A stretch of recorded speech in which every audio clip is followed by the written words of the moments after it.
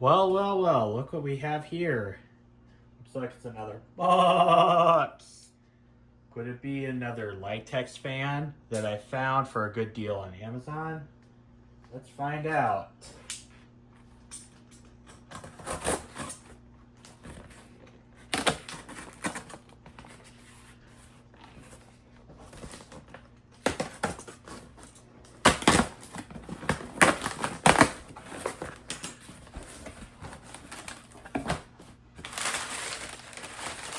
Got some packing paper in here. I can always use that.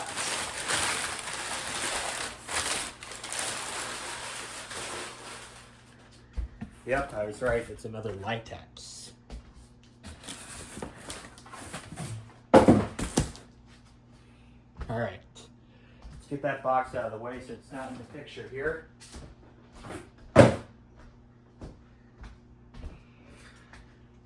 All right. Well, we're gonna. All right, which one is the English side? I think both of them are English. Okay. So this is the 42-inch Celeste. I don't know how you pronounce that. And this is a ceiling fan I've been wanting for a little while. I remember when I first got the Vortex model back in 2022. I wanted this one too, but of course that just didn't happen. But thankfully, I now have some places where I can use it. So let's go ahead and open up the box for the fan.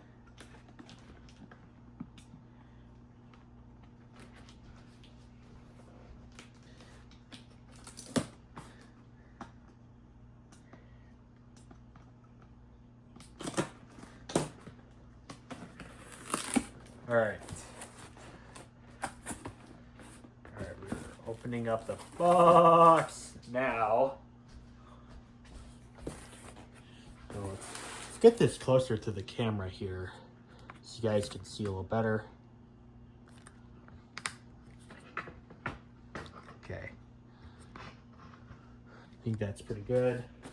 We have just a piece of cardboard. Got some manuals here. It's a pretty nice big manual.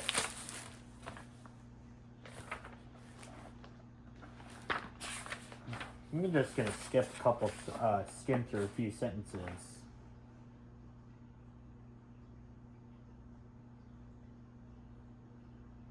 Do not discard fan or styrofoam inserts should for the fan be returned or repairs.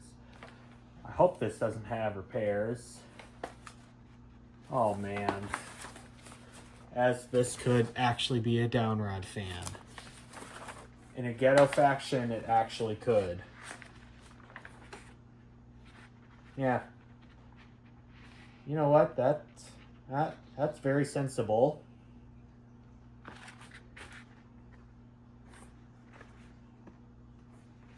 Oh yeah.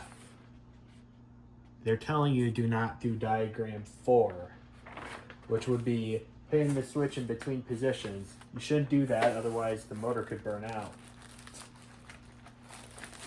Okay, so let's put this back in the plastic film, which is good for the environment. And then we'll see what the fan contents actually has. Okay. So here is, this device complies with Part 15 of FCC rules. This device may not cause harmful interference. I hope it doesn't. This device must accept any interference received, including interference that could cause undesired operation. All right, so here's the blades. This is, I think it's weathered pine. That doesn't look too bad. And you have white 12 of 2023, so this might be older stock. Here's the software. You have wire nuts. You have the screws and the pull fob, unfortunately, in stinking silver. Here's the mounting bracket. That's the first layer of the box. Here is the globe, which, happy to see it's not the broken. Here's the motor housing. Thankfully not that hideous long housing that Westinghouse uses. I'm even wondering if this is really more or less a Westinghouse Casanova.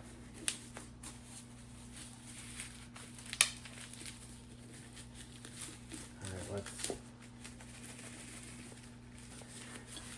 get this globe back in wrap because there's no reason to have this loose around the room because that could break. Here is the stinking DEL. And that no trash can symbol, that's inaccurate because this could go in the trash without problem. Let's see, does it say anything about dimming? I don't think this is a dimmable bulb. We'll see once we get this thing on the ceiling. Here's the motor, and actually it's pretty sizable for something like this. It's not too bad. And we have the irons. 1, 2, 3, 4, and looks like they're in pretty good condition. And we have a snack for later. So let's see what the motor information says. That's a pretty sizable motor for something like this.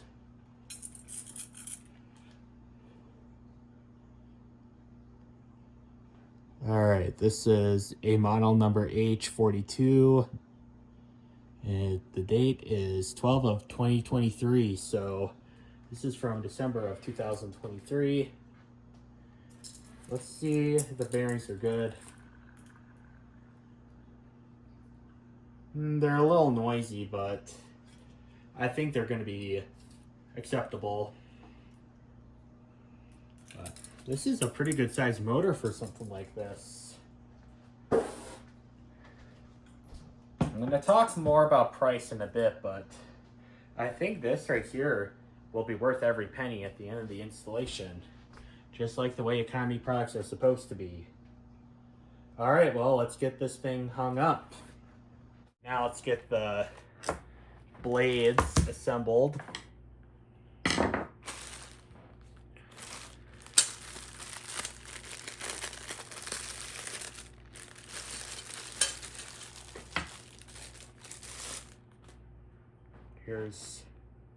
Here's an iron here, and pitch on here is not terrible. Paint quality doesn't look too awful for a fairly cheap product. And let's see here, we have the blades. We'll get these opened up.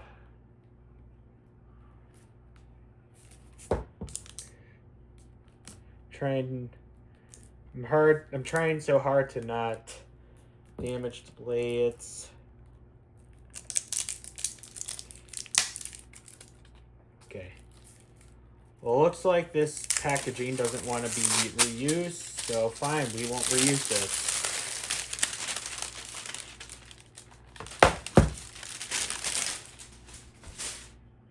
Okay. Fabricator name, Zihongshang Geku, whatever that means. Alright, so let's get this installed here. I'm gonna have a cloth just so this doesn't stretch the irons.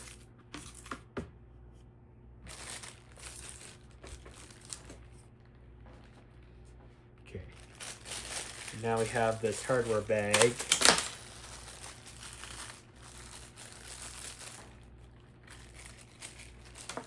Here's the 3 wire nuts, Really should have 4.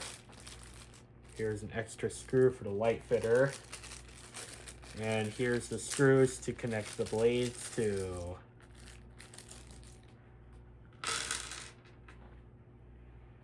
Okay. We have the 2 full pull fobs, unfortunately in stinking silver, but gotta give it some slack because everything nowadays is silver, as apparently we can't use color anymore. That's a pretty sad fact. So now let's get the washers on the screws here.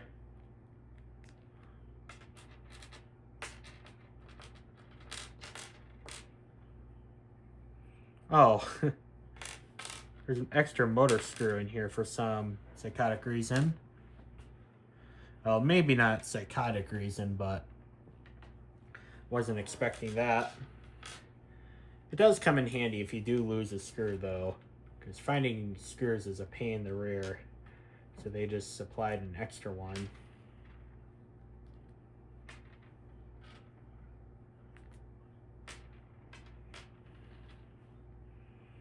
I'm having a feeling they packed an extra blade screw,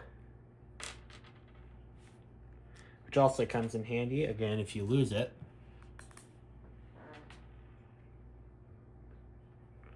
Alright, let's see here. Yep, this does come with 13 screws. Alright, now on the finish color combination. Are we going to use the plain white? Or are we going to use the oak? I think we're going to use the oak. That adds a little bit more character. It's not that stinking monochrome, so that is a pro I will say about this. The blades on this are actually not too skinny for it being a cheap product. These are definitely wider than the turn-of-the-century Eros blades. And these, I think, are also wider than the Littleton blades as well. So that's another symbol that this is actually a halfway decent fan. Here's the blade, and actually it looks pretty good with the oak side. Or I don't know what finish color this is, if it's weathered pine or whatever that finish is. Well, does it say on the box? Let's see here. The box says any claims. Okay. Okay, whitewashed. Whitewashed is what the finish name is called. Which, it's not super monochromatic, but it's not the most colorful piece of wood I've seen. I wish this had a warmer color, but this doesn't look too horrible for something made today.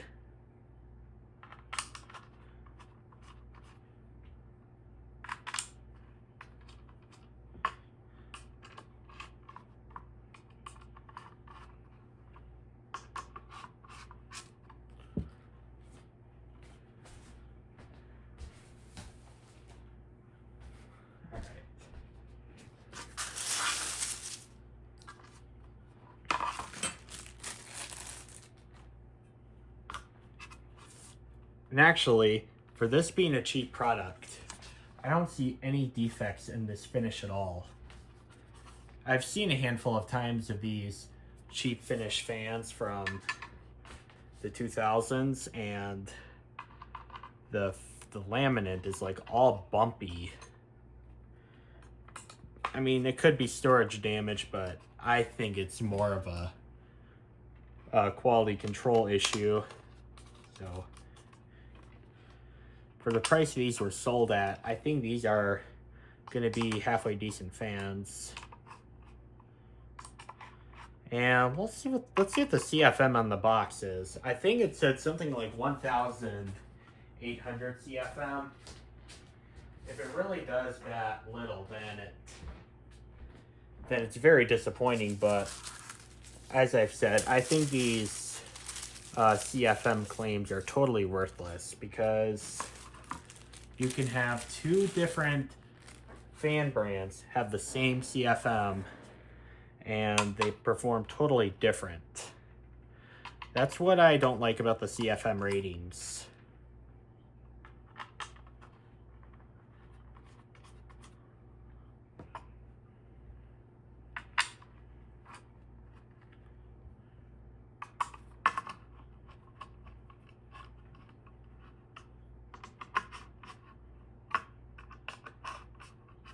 All right, got the blades assembled. Let's go into the bedroom and get this thing installed. All right, now we're ready to hang it on the ceiling.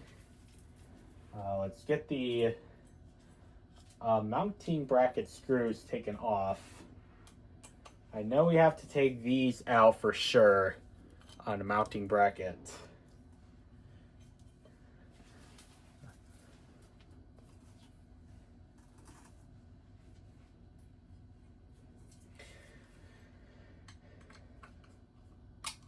Okay, that was on way too tight. That's why it's important to have the correct size screwdriver, because the screws can strip. And then we have the screws on the side of the bracket, which will all depend which one needs to go up first. Okay, the left side can just get loosened but stay in, but the right side has to come out.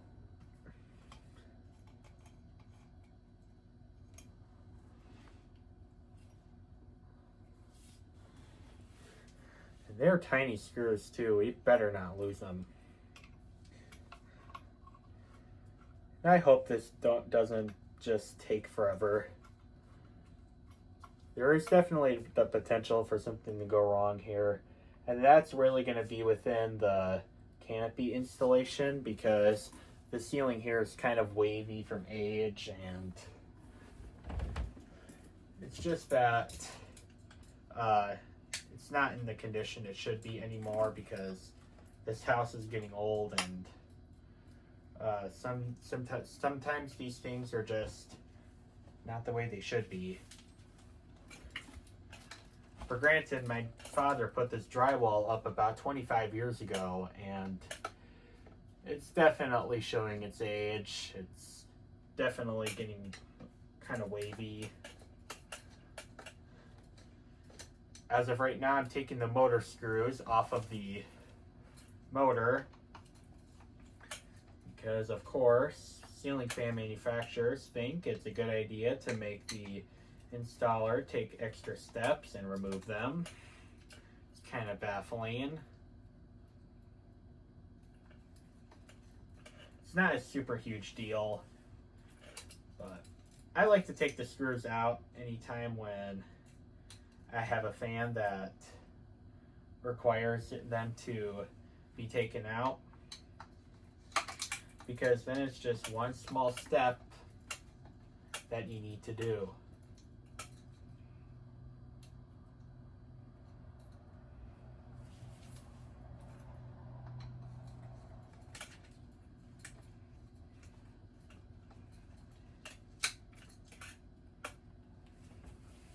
And I gotta say, judging by this motor size, I'm thinking this will actually be a pretty decent fan, especially for something sold today. And other than the silver hardware that this has, this pretty much looks like something that would have came out in the 90s. This looks totally respectable in terms of appearance goes. I mean, the silver hardware is kind of unappealing to me, but this at least has rounded edges. I'd be willing to bet this is trying to copy the Casanova from Westinghouse. Okay, now that we got all the screws taken out that we need to, let's get this installed.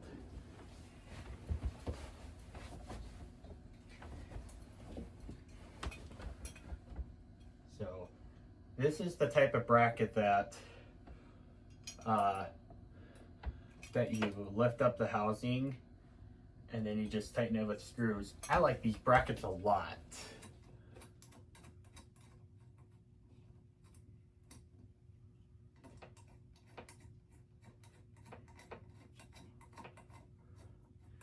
I'm trying to not make this video just too long because storage being filled up is definitely a thing. At around the exact same time I said the memory card would fill up, it filled up. Well, let's hope we can get through the rest of the video without any problems.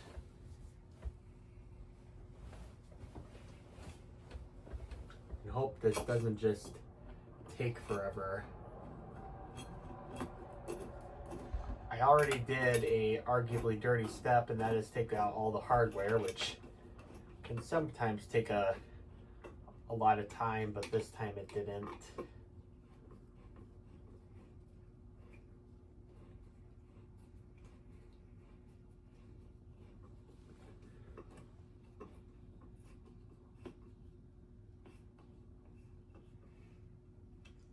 Okay, yeah, because this side right here is slightly lower, and that's because the box is straight, but the ceiling is crooked. But like I said, the house is getting old, so certain things just change over time, such as the ceilings. Here's the motor. It's a nice stiff tie wrap, and we'll use that for something else. And we'll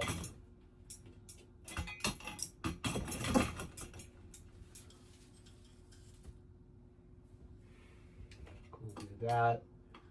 We'll make sure this bracket is tightened up enough.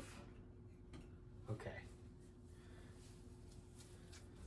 And then you have the electrical connections to make, which when it comes to these brackets, I like to thread the motors from the fan up to the hole in the mounting bracket. That way I can shove up all the wires very cleanly into the electrical box.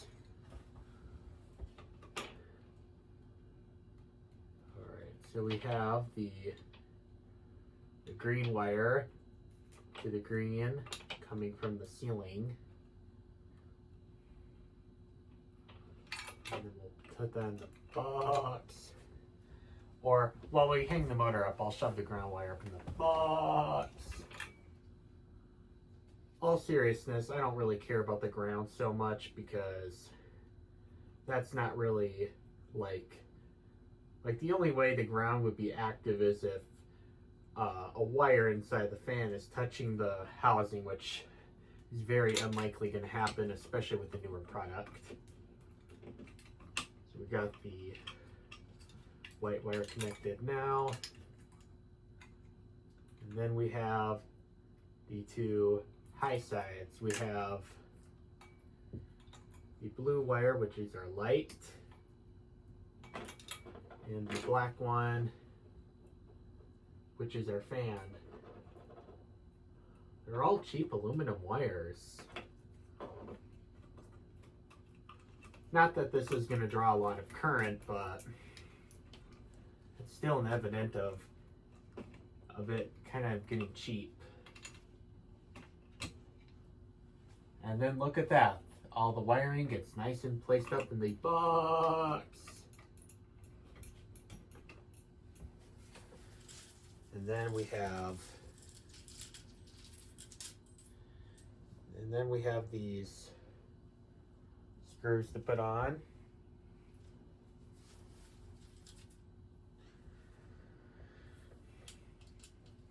I'm going to be careful as to not make this video too long because I don't have a lot of storage on my phone.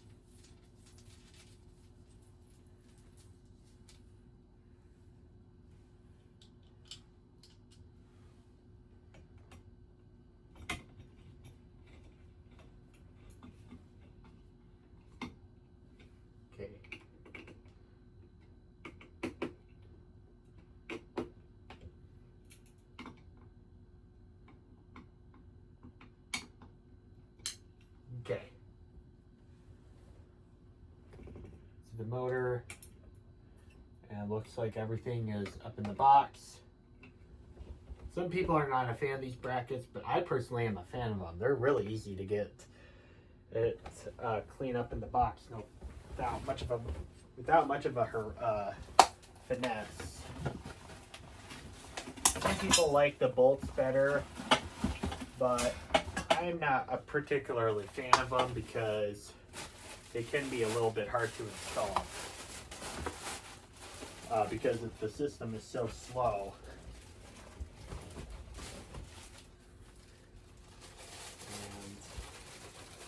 And then we have the motor housing, which is not that hideous long housing that Westinghouse does, thankfully.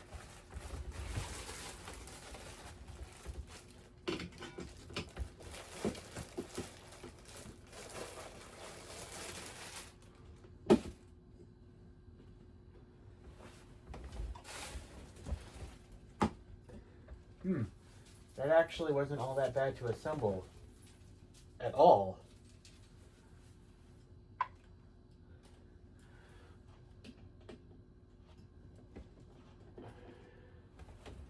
All right.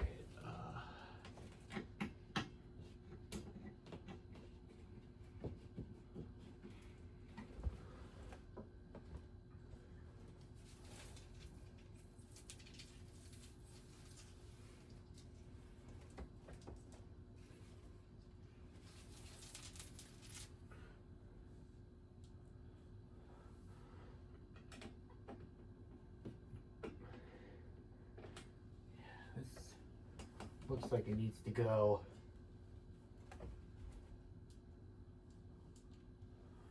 Looks like it needs to go away still.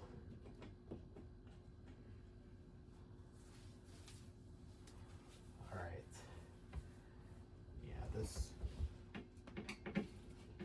lock washers on here are not cooperating, so I'm gonna have to do this again.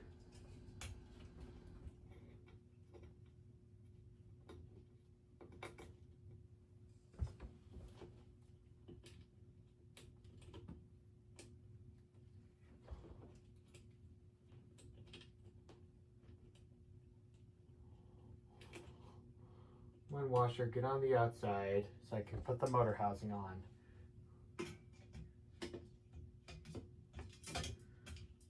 Come on, washer.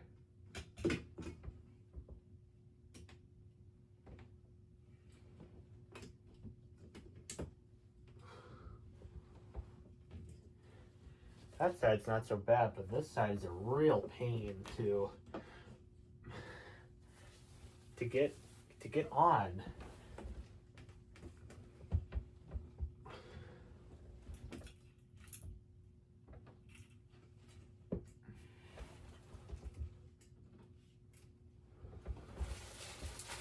Now, I'm not gonna dock points for this part because this part here, in the fan's defense, it's not the fan that's making it difficult, it's the ceiling that's making it difficult. Okay. All right, now we have the motor housing twisted on there. Now we'll get the screws for it on. This side went easy, but this side here probably is going to have some problems.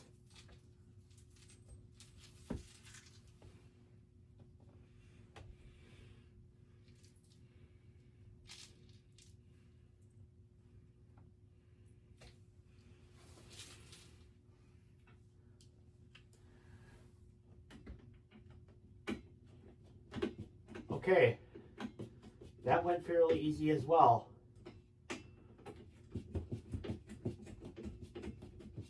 Now these have white hardware. I'm not a super huge fan of white hardware because you definitely notice when the screwdriver takes place. And that just doesn't look all the way right. But this motor housing went on fairly easy for what I was expecting. I was expecting this part to take a good like 10 minutes or so, maybe more. But it actually wasn't that bad at all. Okay.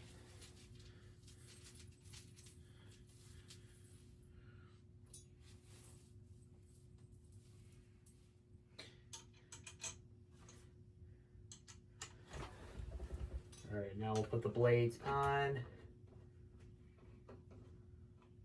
If this was a Hampton Bay fan, this would have AccuArm, which is super helpful, but no, it doesn't have that. Although these look like they're lining up fairly easily.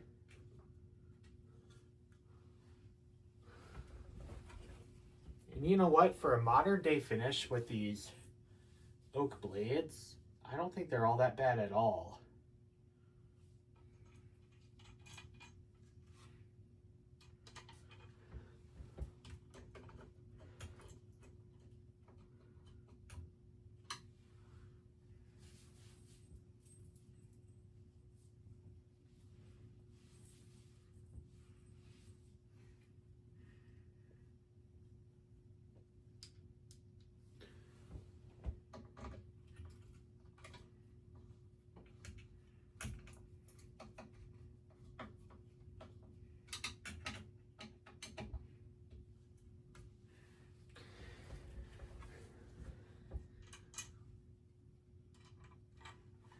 I'm not sure what to expect from this fan, because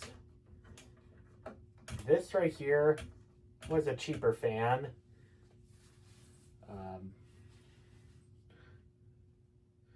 But at the same time, the motor is pretty big, and this, I mean, if this had cane blades, this would pass off as an 80s looking fan. This looks totally respectable. This almost reminds me of either the Encon or Westinghouse Casanova, or the Heritage Alexis 42-inch. It reminds me of either one of those two.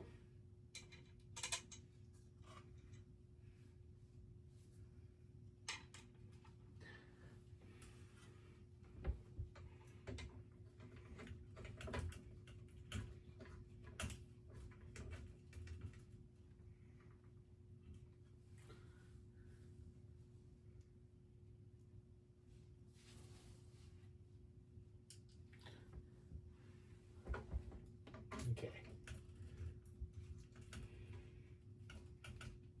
All right, now all 4 blades are installed, and they look fantastic. Perfect. And let's see here. Well, now I need to get a light bulb for this. I'm wondering, do I have any light bulbs on my computer desk that will work? As of right now, I don't see any. You know what? I have a stupid DEL over here. We might use that. Because this globe, I don't think is terribly big. It likely won't fit a standard bulb.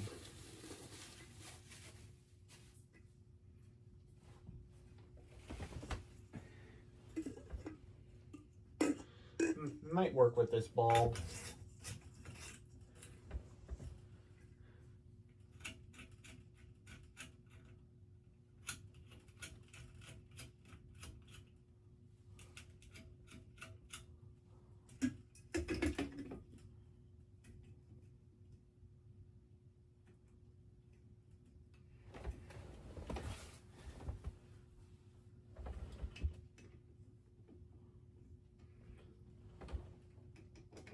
These have a screwdriver, so you don't have to hand tighten these. You should still tighten these with reasonable torque. You can't, when it comes to glass, you can't force tighten these. They will crack the shade if you're not careful. You should do light force, and these won't break. And if one did break, you would see it on video. All right. And then we have the pull fobs to put on, and then we'll give this fan a test. And maybe the memory card will be full by then.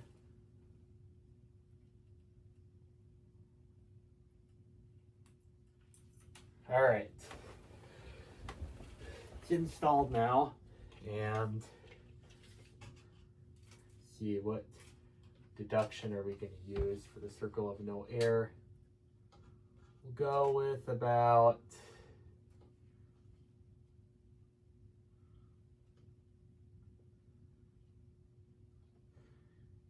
we'll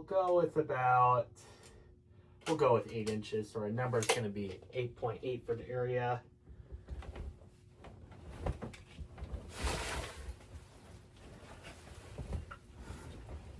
All right, let's just see if it works. Stupid LED is not working. That's no fault of the fan. Oh, it's on reverse! It's on reverse! Oh, well, no stupid commentary on that. Oh, the motor's shot. I need to get a new motor. Start off on high.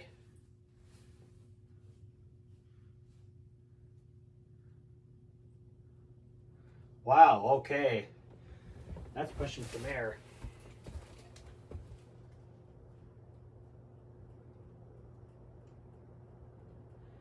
And it's fairly quiet too.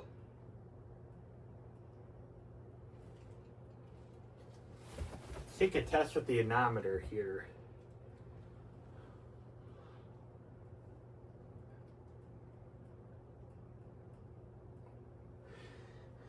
Okay, my anemometer is slacking off.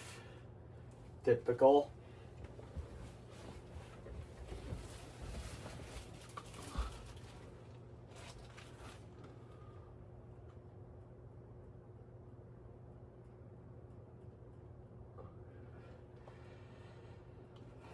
Yeah, I don't know how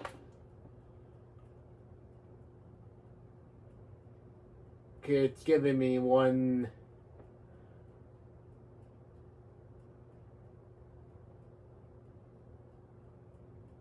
Okay, that's, I know this is pushing more air than what this anemometer says it's claiming to do.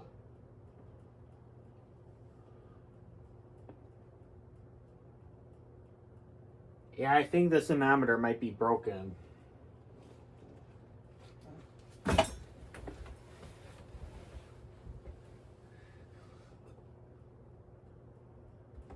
I think this anemometer is now junk, because this anemometer is giving me very low readings that I know for a fact are not accurate.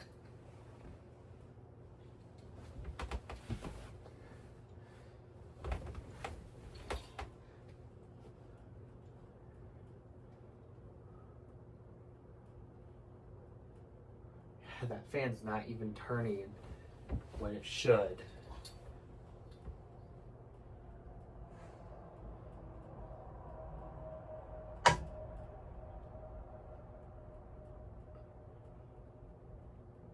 Saying okay, I got 295, but that's way more than 295 coming out of this thing.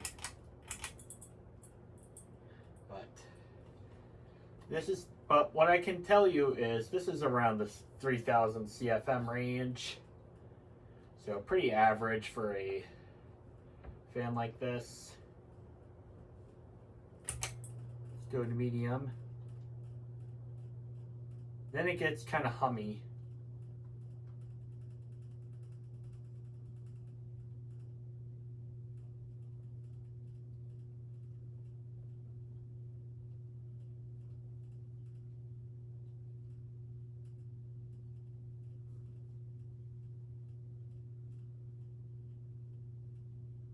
Okay. This is about, I would say, in the 2000 range. than low. I'm going to get a new anemometer because this is clearly just gone, I think. Because I was testing this anemometer on my Cameron not long ago before I took it down, and it was giving me readings that I know are very inaccurate. So I think this anemometer is just ready for the trash now.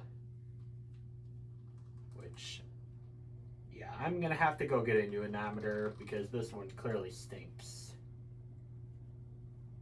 This one right here is a nice constant pressure of air movement. When I get a better anemometer, or if I can get this thing to work again, I will post a video and I'll post a link in the, not a link, but specifications on the CFM goes on this, because this anemometer is just clearly trash. But this is a nice slow low, and I think it's perfectly reasonable. It's a little bit hummy, but I can live with it. Now, talking about price, and this is probably when a lot of people are going to go in my comment box and say, oh, it's so expensive. Well, I bought mine from Amazon for $37. That's because the seller was having a good deal. I think this is worth every penny, $37. This is less than what it costs of the Littleton 2, and even the Eros. And this is a pretty good fan, because this, I can tell you, beats the performance of the Littleton 2 and the Eros. Not by all that much. It's still in the 3000 CFM range, which is pretty good average for a fan like this, but you know, it's not a 2000 CFM piece of junk. This actually has some respect to it. And the price wasn't that bad either. You really can't buy a real ceiling fan like this for $37 anymore. And for what you got, I think $37 is pretty reasonable for a fan like this. All right, well, I hope you guys enjoyed the video, and thank you guys for watching. Bye.